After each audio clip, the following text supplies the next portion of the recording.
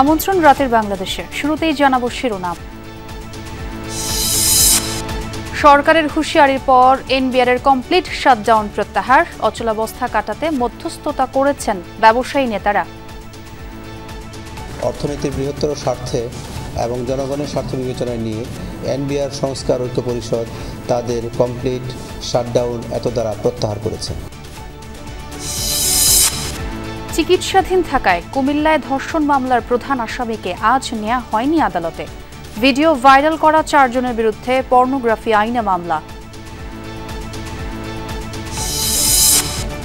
মুরাদনগরে ক্ষমতার অপব্যবহার করছেন এক উপদেষ্টা, বিবৃতি। মির্জা ফখরুলের ন্যাক্কারজনক ঘটনা কেন্দ্র করেও হচ্ছে চক্রান্ত।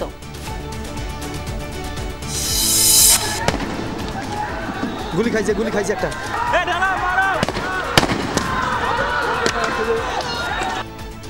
16 জুলাইকে জুলাই শহীদ দিবস ঘোষণা উপদেষ্টা পরিষদের। থাকছে না নতুন বাংলাদেশ দিবস নামে কিছু। মাস জুড়ে পদযাত্রা করবে এনসিপি। সাংবিধানিক প্রতিষ্ঠানে নিয়োগ কমিটি সহ অমীমাংসিত ইস্যুতে ঐকমত্য হয়নি আজও। দেশের স্বার্থে সবাইকে ছাড় দেওয়ার আহ্বান ডক্টর আলী রিয়াজের। নির্বাচনে সুনির্দিষ্ট ঘোষণা এলে ইতিবাচক বার্তা যাবে বিনিয়োগকারীদের কাছে, বলল আইএমএফ। রাজস্ব বিভাগের সংস্কার নিয়ে সন্তুষ্ট নন মিশন প্রধান।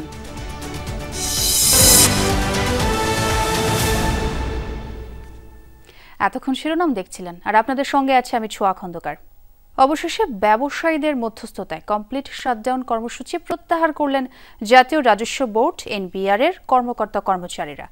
রাতে রাজধানীর তেজগাঁওয়ে বিসিআই কার্যালয়ে ব্যবসায়ী সংগঠনের সাথে মিটিং শেষে আন্দোলন প্রত্যাহারের ঘোষণা দেয়া হয়।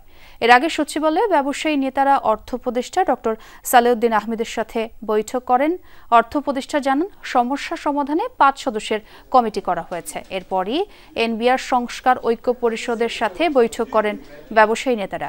পরে সংগঠনের সভাপতি হাসান মোহাম্মদ তারেক রিকাবদার জানান, ব্যবসায়ীদের অনুরোধ ও দেশের সার্বিক ব্যবসায়িক কার্যক্রম সচল রাখতে আন্দোলন থেকে সরে এসেছেন তারা। এবং আমরা এই সরকারের আশ্বাসের প্রেক্ষিতে মাননীয় অর্থ উপদেষ্টার সাথে ব্যবসায়ী নেতৃবৃন্দের আলোচনার প্রেক্ষিতে কিছু বিষয়ে ইতিবাচক প্রতিশ্রুতি পাওয়া গেছে। অন্যদিকে সরকার রাজস্ব ব্যবস্থার সংস্কারে যে 5 সদস্য বিশিষ্ট উপদেষ্টা কমিটি গঠন করেছে তাকে ঐক্য পরিষদ স্বাগত জানায়।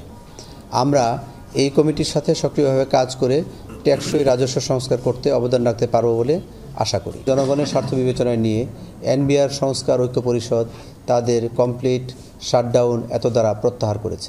আলাপ আলোচনা এনবিআরের যারা আন্দোলন করছে এনবিআরের সংস্কার এগুলি সম্পর্কে একটা 5 সদস্যের একটা উপদেষ্টা পর্যায়ের কমিটি গঠন করা। কমিটি তো ওদের সাথে আলাপ আলোচনা করবে, এনবিআর কিভাবে সংস্কার করা যায় সবার কথা শুনবে, অংশীজন ব্যবসায়ী।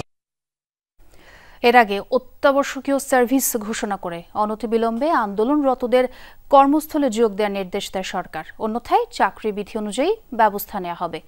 দেশে জুড়ে দ্বিতীয় দিনের মতো এনবিআর কর্মকর্তা কর্মচারীদের কমপ্লিট শাটডাউনের পর এই হুঁশিয়ারি দেয় সরকার। একই সাথে আন্দোলনকারীদের সাথে সম্ভাব্য বৈঠকের কথা নাকচ করেন অর্থ উপদেষ্টা।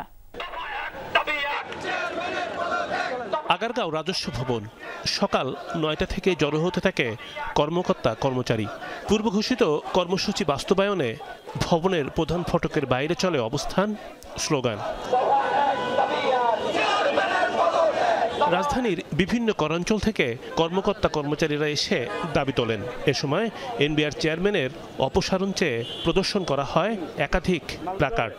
90+ এই সকল দপ্তর থেকে, প্রত্যেকটা দপ্তর থেকে কিন্তু ব্যানার সহ সকলেই এসে আমাদের এই মার্চ টু এনবিআর কর্মসূচিতে যুক্ত হয়েছে।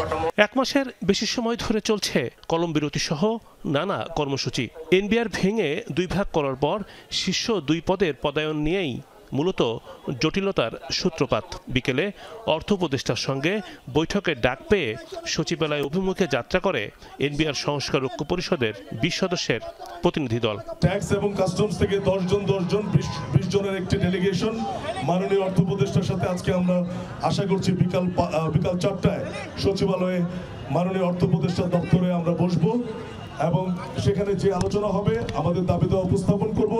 তবে মন্ত্রিপরিষদের সভা শেষে নিজ মন্ত্রণালয়ে গিয়ে সাংবাদিকদের কাছে বৈঠকের কথা নাকচ করেন অর্থ উপদেষ্টা। সার্বিক পর্যালোচনার পর এনবিআর ইস্যুতে এখন হার্ডলাইনে অবস্থান নিয়েছে সরকার। এক বিবৃতিতে বলা হয়, আন্দোলনের নামে চরম দুর্ভোগ তৈরি হয়েছে, যা সম্পূর্ণভাবে অগ্রহণযোগ্য। কর্মস্থলে যোগ না দিলে কঠোর হবে সরকার।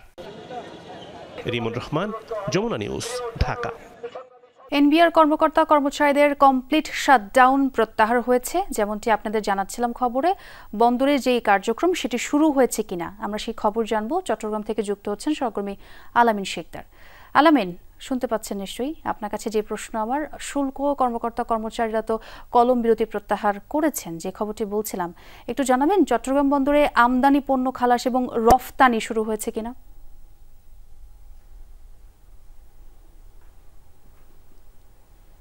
ছোঁয়া, আমদানি রপ্তানি দুটি কার্যক্রমই সীমিত পরিসরে শুরু হয়েছে। যেহেতু কর্মবিরতি যেটা ছিল কলম বিরতি, সেটা তারা প্রত্যাহার করেছেন। যদিও এর আগে সরকারের উচ্চমহল থেকে একটি নির্দেশনা দেওয়া হয়েছে যাতে দ্রুত তারা এই ধরনের আন্দোলন বন্ধ করে কাজে ফিরে যায়, কাজে যোগ দেয়। এর পরপরে কিন্তু আমরা কিছুক্ষণ আগেই শুনতে পেলাম যে চট্টগ্রাম বন্দর এবং চট্টগ্রামের যে কন্টেইনারগুলো থাকে আমদানি রফতানির, সেই কন্টেইনারগুলোর একটি ইয়ার্ড থাকে চট্টগ্রাম বন্দর, এবং সেসব ইয়ার্ডে কাস্টমসের নির্ধারিত কিছু স্থান থাকে, সেখানে কাস্টমস কর্মকর্তারা বসেন। সেই জায়গাগুলোতে কাস্টমস কর্মকর্তারা যেতে শুরু করেছেন।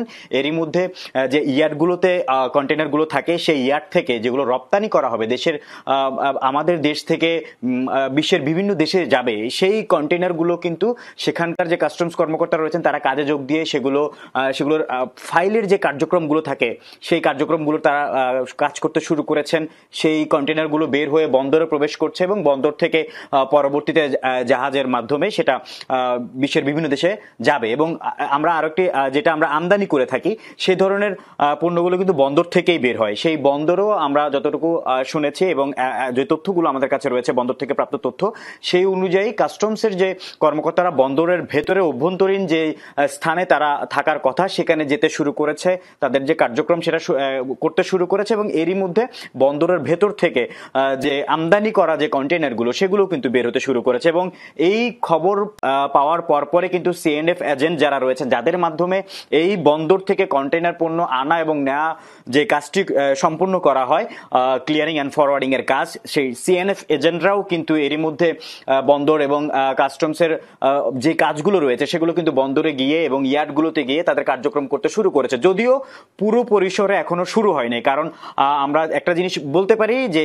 এখন অফিস আওয়ার যেটা থাকে ঠিক 9টা থেকে 5টা, সেটা যেহেতু এখন নয় এবং এরপরেই তারা কাজে ফিরতে শুরু করেছেন। আগামীকাল সকাল থেকেই আমরা যতটুকু জানতে পেরেছি ছোঁয়া, যে তারা অফিসের যে কার্যক্রম কাস্টম হাউসের, সেই কাস্টম হাউসের স্বাভাবিক কার্যক্রম ঠিক সকাল 9টা থেকে শুরু হবে। ছোঁয়া, জি, এটি প্রত্যাশা, আসলে চট্টগ্রাম বন্দরের অচলাবস্থা কাটবে, এটি প্রত্যাশা। ধন্যবাদ আলামিন আমাদের সঙ্গে যোগ দেওয়ার জন্য।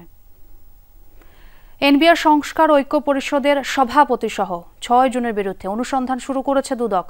তাদের বিরুদ্ধে 20 থেকে 25 বছর ধরে ভ্যাট শুল্ক ফাঁকির সুযোগ করে দিয়ে অবৈধ সম্পদ অর্জনের অভিযোগ আনা হয়েছে। এদিকে দুদক পরিচয়ে এনসিপি নেত্রীর কাছ থেকে চাঁদা দাবির অভিযোগে 4 চাঁদাবাজকে আটক করেছে সংস্থাটি। জাতীয় রাজস্ব বোর্ড সংস্কার ও চেয়ারম্যানের পদত্যাগ ঘিরে কর্মকর্তাদের টানা আন্দোলনে স্থবির দেশের অর্থনীতি।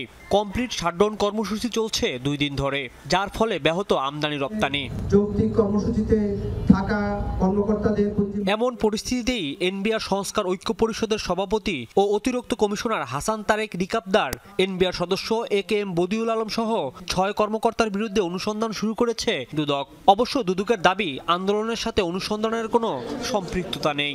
উনি যে লাভবান হয়ে রাষ্ট্রকে ক্ষতিগ্রস্ত করার মাধ্যমে, দুর্নীতি, স্বজনপ্রীতি, অনিয়মের মাধ্যমে জ্ঞাত আয় বহির্ভূত অবৈধ সম্পদ অর্জন করেছেন, এমন অভিযোগের প্রেক্ষিতে দুর্নীতি দমন কমিশন কর্তৃক অনুসন্ধানের সিদ্ধান্ত গৃহীত হয়েছে। আমাদের কাছে যে অভিযোগটা এসেছে তার প্রেক্ষিতে এই অনুসন্ধানের সিদ্ধান্ত গৃহীত হয়েছে। এর সাথে ওই যে আন্দোলনের কোনো সম্পর্ক নেই। এদিকে এনসিপি নেত্রী মাহমুদা মিতুর কাছ থেকে চাঁদা দাবি করা 4 ভুয়া দুদক কর্মকর্তাকে গ্রেপ্তার করেছে পুলিশ। এ সময় তাদের কাছ থেকে জব্দ করা হয়েছে ক্যামেরা, মাইক্রোফোন, 23টি সিম কার্ড সহ বিভিন্ন প্রতিষ্ঠানের আইডি কার্ড।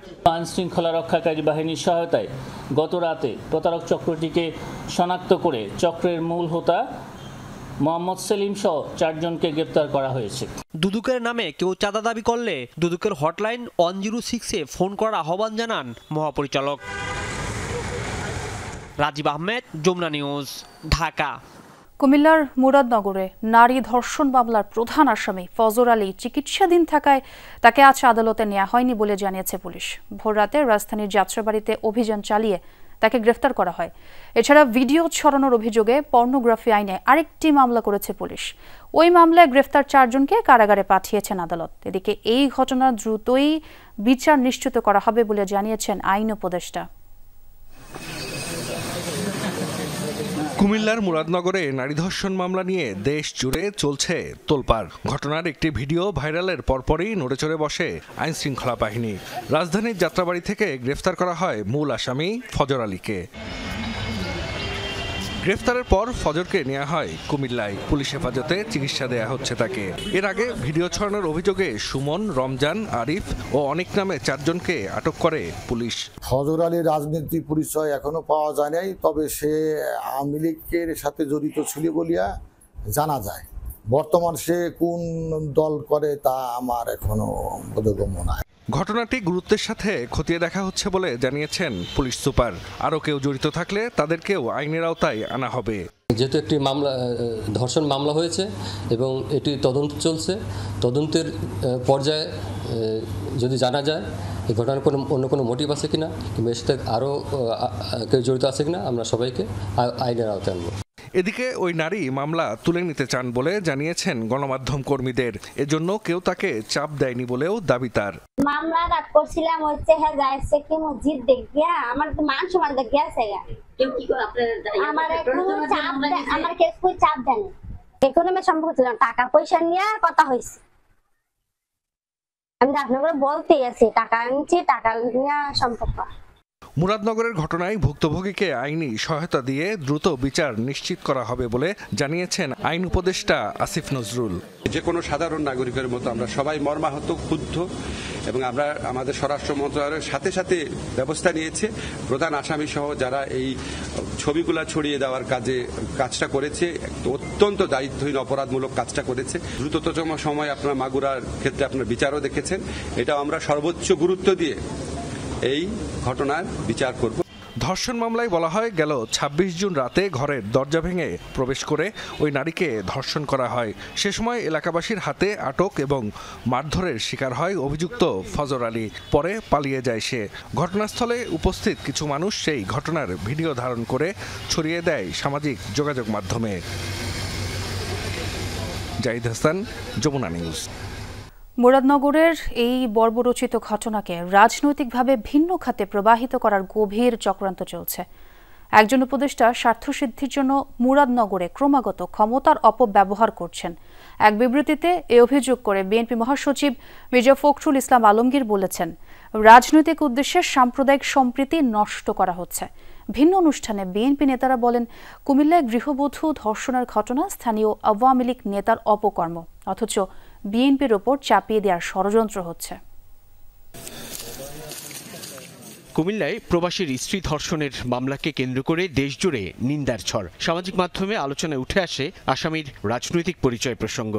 বিকেলে গণমাধ্যমে পাঠানো বিবৃতিতে বিএনপি মহাসচিব অভিযোগ করেন, মুরাদনগরে ক্রমাগত ক্ষমতার অপব্যবহার করছেন এক উপদেষ্টা। চক্রান্ত চলছে ধর্ষণের ঘটনা ভিন্ন খাতে প্রবাহিত করার। সাম্প্রদায়িক সম্প্রীতি রক্ষার পাশাপাশি দুষ্কৃতিকারীদের প্রতিহতের আহ্বানও জানান বিএনপি মহাসচিব।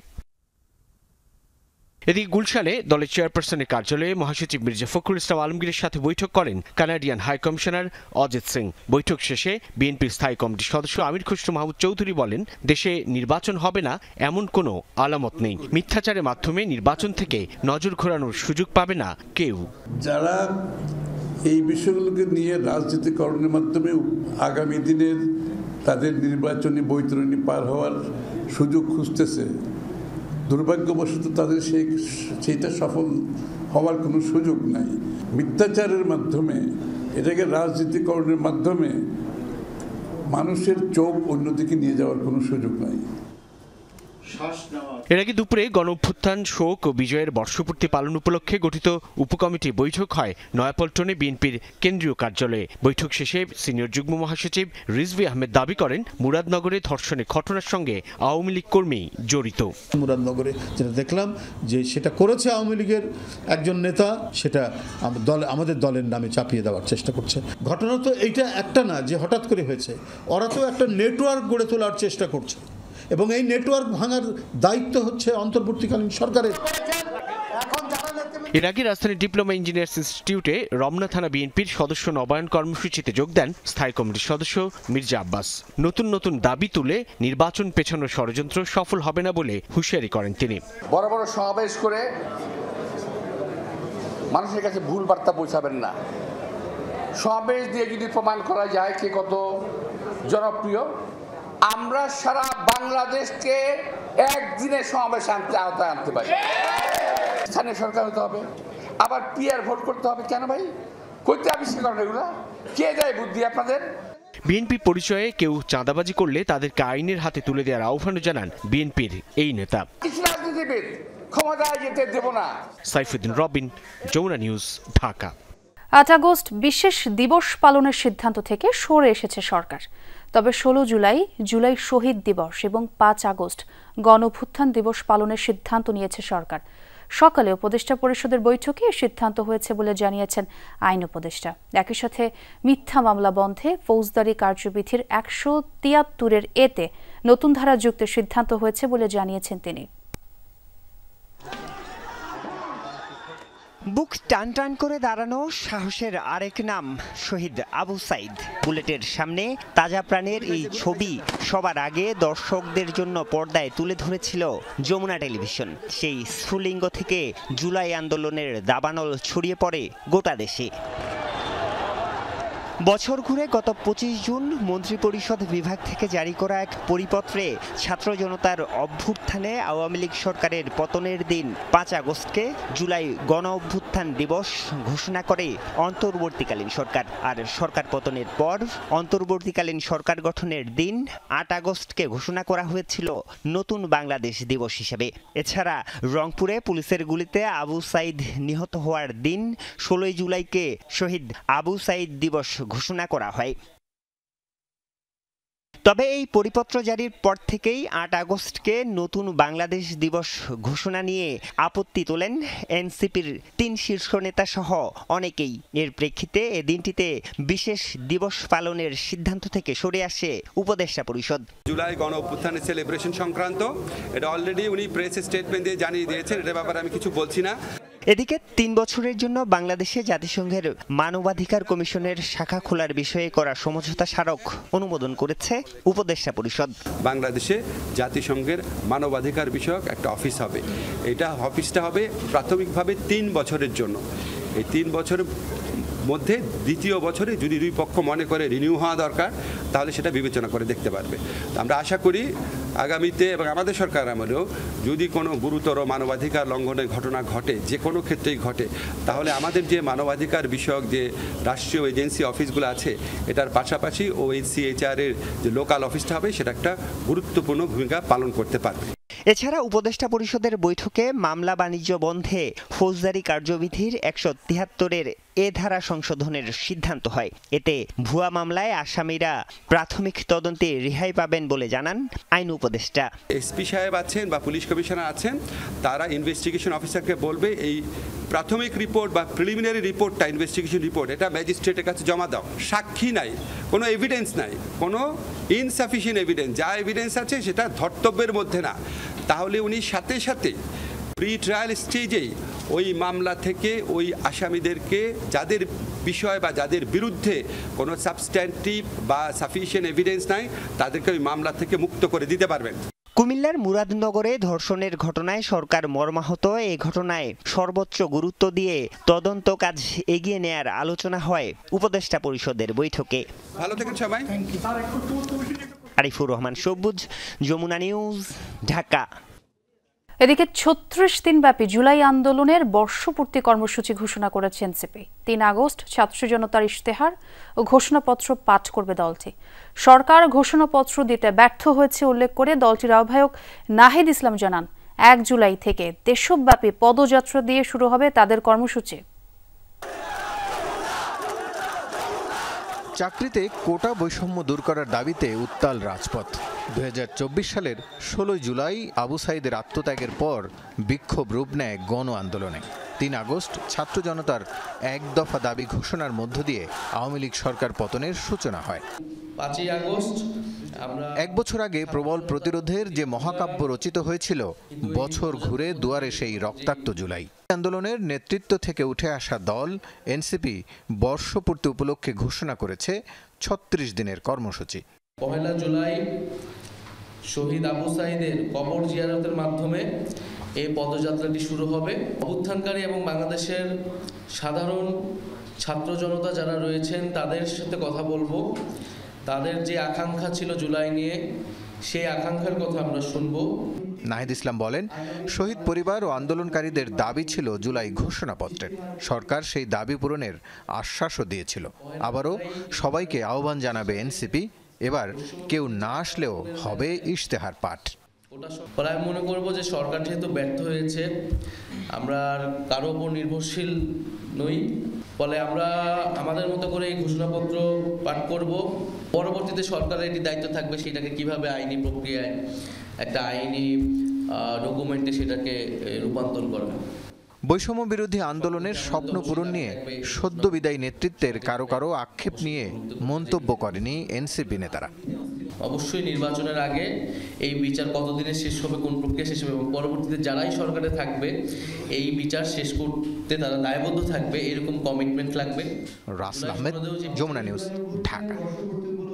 সাংবিধানিক ও সংবিধিবদ্ধ প্রতিষ্ঠান নিয়োগ কমিটি গঠন ও সংসদের উচ্চ কক্ষের সদস্য নির্বাচন প্রক্রিয়া নিয়ে তুমুল আলোচনা হলেও ঐক্যমতে পৌঁছাতে পারেনি রাজনৈতিক দলগুলো।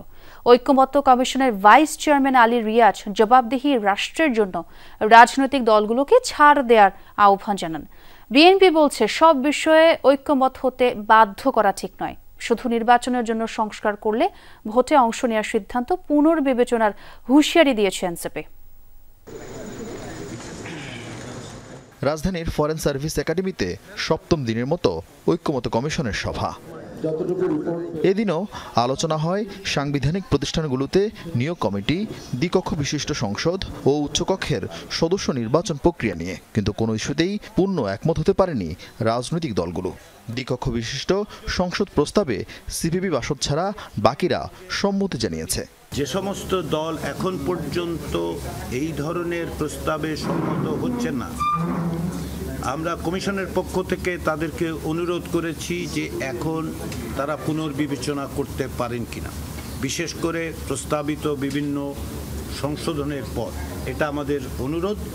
বিভিন্ন রাজনৈতিক দল তারাও অনুরোধ করেছেন। বিএনপিও তার সমমনা দলগুলো মনে করে সব প্রস্তাব চাপিয়ে দিলে কমিশনের আলোচনার এই আয়োজন অপ্রয়োজনীয়, বরং ঐক্যমত হওয়া প্রস্তাব নিয়েই হতে পারে জাতীয় সনদ। সকল প্রস্তাবে যদি আমাদেরকে 100% একমত হতে বলে, তাহলে আলোচনার জন্য ডাকা হলো কেন? জাতীয় ঐক্যমত্য পোষণ হলে যে সমস্ত বিষয়গুলোতে দলসমূহ একমত হবে, সেই বিষয়গুলো একত্রিত করে জুলাই সনদ বা জাতীয় সনদ স্বাক্ষরিত হওয়ার কথা। তা এখন এখানে যদি আমাদেরকে বাধ্য করা হয় যে এই সমস্ত বিষয়ে একমত হতেই হবে, সেটা তো সঠিক হলো না। 10টা এজেন্ডা নিয়েছি, আমাদের মিলেছে 3টা নিয়েও যদি একটা ফেয়ার ইলেকশন হয়, তাহলে সেই ইলেকশন আগামীতে বাকিগুলোকেও অ্যাড্রেস করতে পারবে। এমন অবস্থানে নাখোশ কয়েকটি দল। এনসিপি হুঁশিয়ার করে বলেছে, মৌলিক সংস্কার না হলে ভোট বর্জন করতে পারে তারা। এই সাংবিধানিক ও সংবিধিবদ্ধ প্রতিষ্ঠানের নিয়োগ কমিটি, এটা আমরা চাই। প্রয়োজন এখানে 5 থেকে 7টির পরিবর্তে নির্বাচন কমিশন, দুর্নীতি দমন কমিশন এবং পিএসসিকে অন্তত দেয়া যায়। কেউ কেউ এটাকে ভুল বুঝে এটা বলতে চাচ্ছিলেন যে এরকম একটা কমিটি থাকলে প্রধানমন্ত্রীর হাত পা বেঁধে দেওয়া হবে। আসলে এর সাথে প্রধানমন্ত্রীর হাতও জড়িত নাই, পাও জড়িত নাই। কনস্টিটিউশনাল বডি গঠনের মাধ্যমে প্রধানমন্ত্রীর ক্ষমতার হস্তক্ষেপের কোনো সুযোগ নেই, আগেও ছিল না, এটাকে এনশিওর করার জন্য এটা করা হচ্ছে।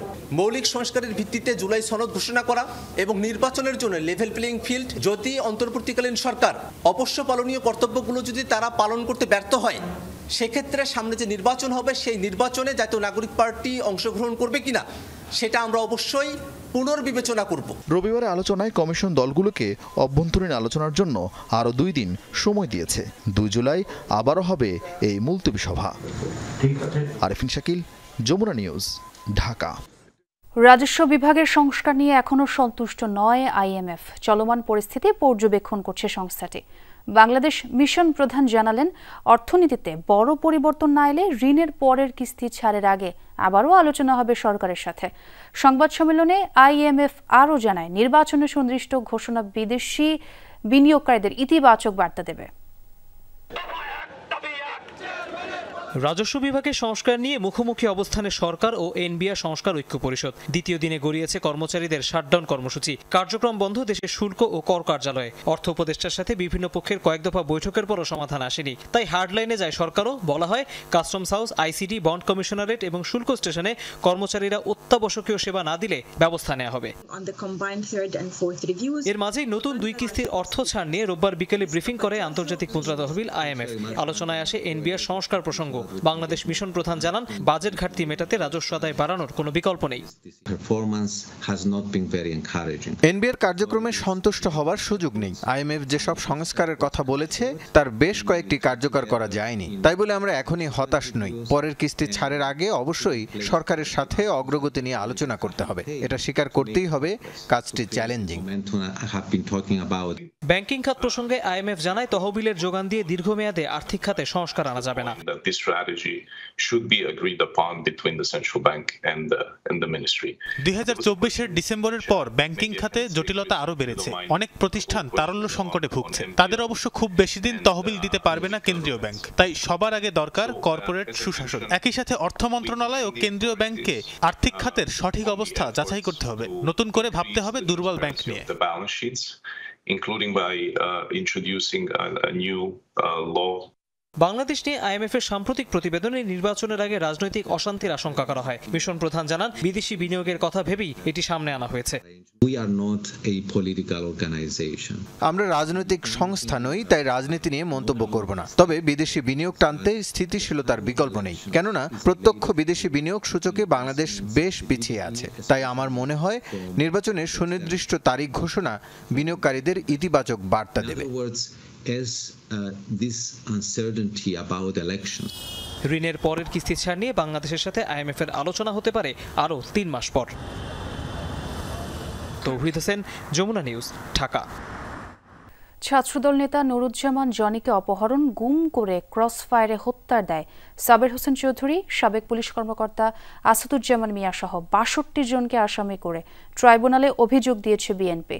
সকালে আন্তর্জাতিক অপরাধ ট্রাইব্যুনালে এই অভিযোগ জানান বিএনপির মামলা ও সমন্বয় প্রধান সালাউদ্দিন খান। তিনি বলেন, 2015 সালে জনি জেলখানায় যায় এক বন্ধুকে দেখতে। সেখান থেকে তাকে অপহরণ করা হয়। পরে গুম করে 2 দিন পর ক্রস ফায়ারে হত্যা করা হয়। তার শরীরে 16টি গুলির চিহ্ন পাওয়া যায়।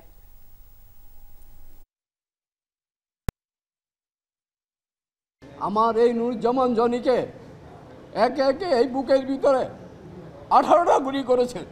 কেন করেছে, কে করেছে, আমি সবাইকে দেখতে চাই এবং উপযুক্ত শাস্তি আশা করি আমি বর্তমান সরকারের কাছে। হাসপাতালে আপনজনের মৃত্যুর খবরে ছুটে গিয়ে নিজেরাই প্রাণ হারালেন ট্রাকের চাপায়। উত্তরায় মর্মান্তিক দুর্ঘটনায় মারা গেছেন একই পরিবারে 3 জন।